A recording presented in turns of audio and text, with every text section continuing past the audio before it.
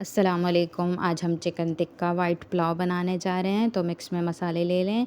1 चम्मच लहसुन, आधा चम्मच पिसा हुआ गरम मसाला, आधी प्याली दही, आधा चम्मच हल्दी, आधा चम्मच नमक, 1 चम्मच पिसी हुई लाल मिर्च, 1 चम्मच पिसा हुआ धनिया और 1 चम्मच फुल भर के टिक्का मसाला। 1 केजी से 1 पाव कम है चिकन, तो इसको मैरिनेट कर लेंगे। अच्छी तरह से मैरिनेट करना है। और चिकन टिक्का मसाला मैंने ये वाला लिया है, तो इसको अंदर कट्स लगा दें चिकन के अंदर और अच्छी तरह से अंदर भी फिल कर देंगे। और अब हम इसको फ्राई कर लेंगे। ओवरनाइट के लिए भी इसको रख सकते हैं, 2 घंटे के लिए भी रख दें अगर टाइम ना हो तो।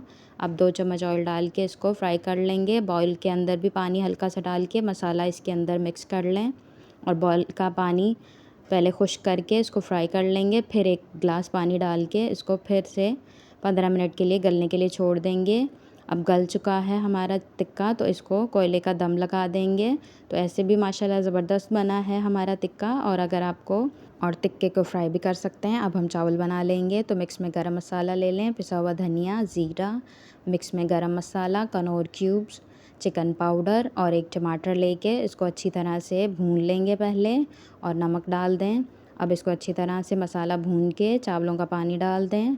चावलों के पानी में बॉयल आ जाए तो चावल डाल देंगे। अब इसको 10 मिनट के लिए ढक के पका देंगे।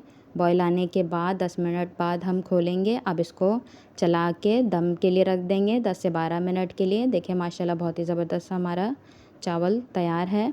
अब हम इसको तवे पे चिकन को फ्राई कर लेंगे हल्का हल्का सा ऑयल डाल के।